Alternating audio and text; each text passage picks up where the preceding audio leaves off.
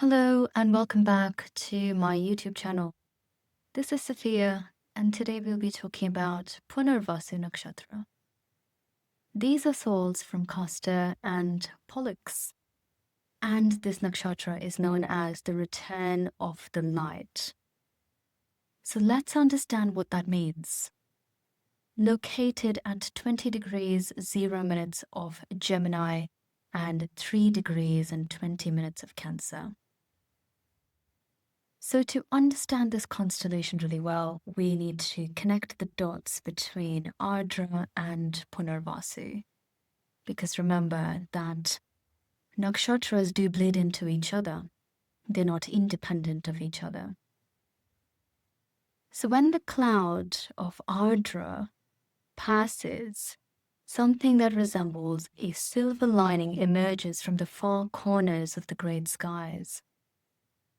Punarvasu is a nakshatra of light, but more importantly, it is the nakshatra of return.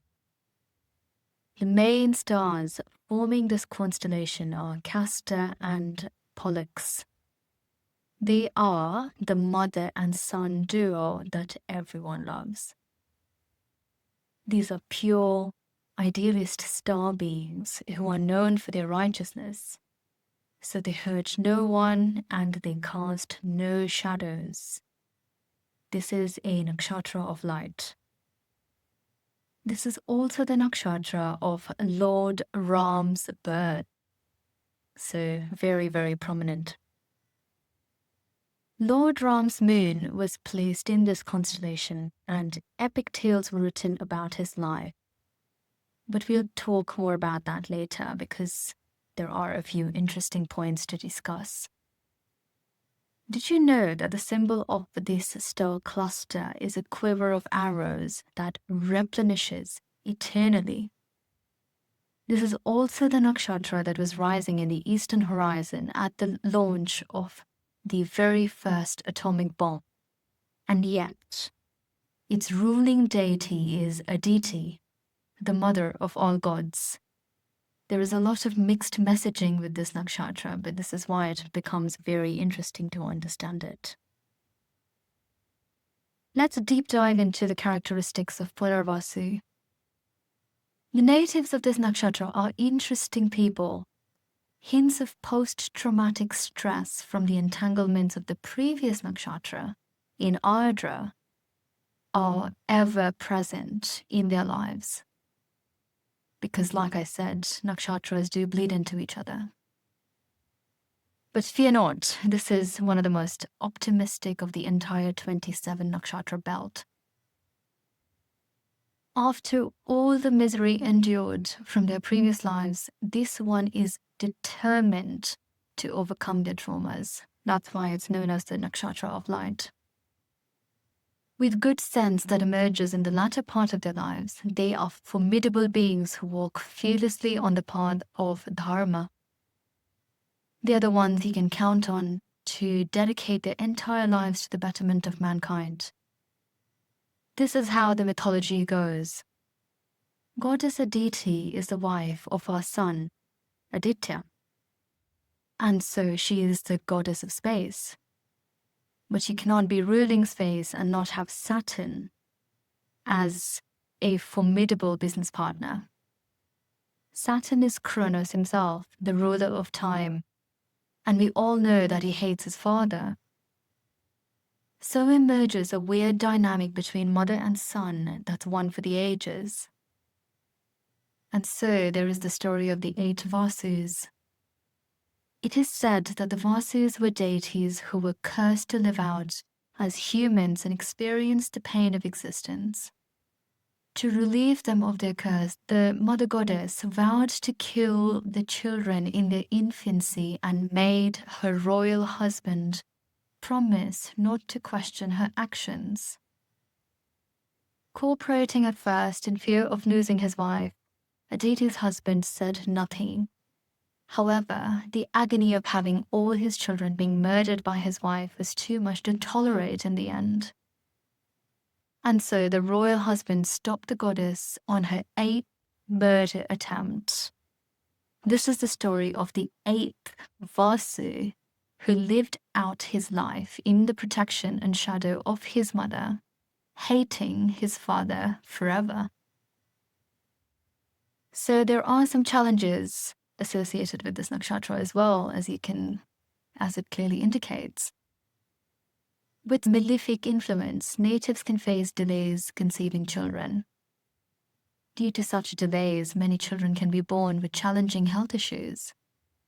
This can alienate them further from society, turning them into outcasts. But the rise of mother consciousness and difficulty with children seem to be common themes associated with this nakshatra. So natives of this constellation have compassion for outcasts. This is also because in their previous births, they were outcasts themselves.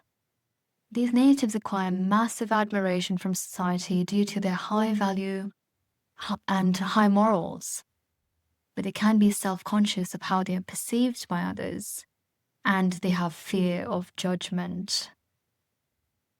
But vanity aside, these natives make for great parents.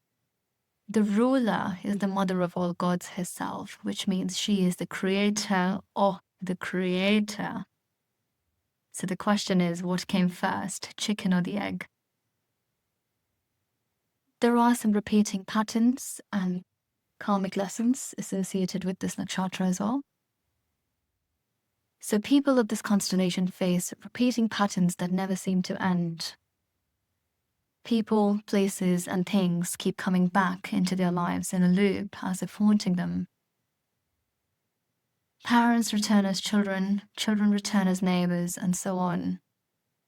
What is really happening is that a self-sustaining wisdom is trying to emerge. How many years do people spend on a therapist's couch trying to figure out their problems? These natives live through Groundhog Day till karmas exhaust themselves, never to return, giving them invaluable wisdom of the workings of our cosmos. These repeating patterns form the basis of the first half of the natives' lives. Once they have learned their lessons, a light emerges, which guides them into alignment with their dharmic path. This is when the darkness dissipates and they rise in the world. But there is an inherent quest for wisdom that can't be separated at all. The biggest quest for this nakshatra is the acquisition of wisdom. Jupiter is their ruler and blesses them with eternal guidance. So it's the destiny of these natives to experience the darkness before the light. This fine balance of crossing over these dimensions highlights that difficult line of duality, which they must encounter along the way. But the natives have the power to overcome this, as Aditi brings motherly love to everyone. It is due to this trait that people of this nakshatra can be exploited, and yet they are considered extremely lucky in whatever they do. Their naivete is compensated for by people who will always support them. But do not underestimate these beings. They can command an army at their disposal if they so choose. Let's understand planetary influences and their guidance on this constellation. The planets governing the star cluster are Jupiter, Mercury, and the Moon. The combination of these energies make for an interesting cocktail indeed. Wisdom, confusion, and emotion often tend to swirl around together. But whatever their life situation, Jupiter always comes to their rescue. Wisdom wins and the light returns. But what does one need when retrieving the light? This is when we'll talk about the journey and self-discovery of this constellation. So natives of this nakshatra tend to have a common story.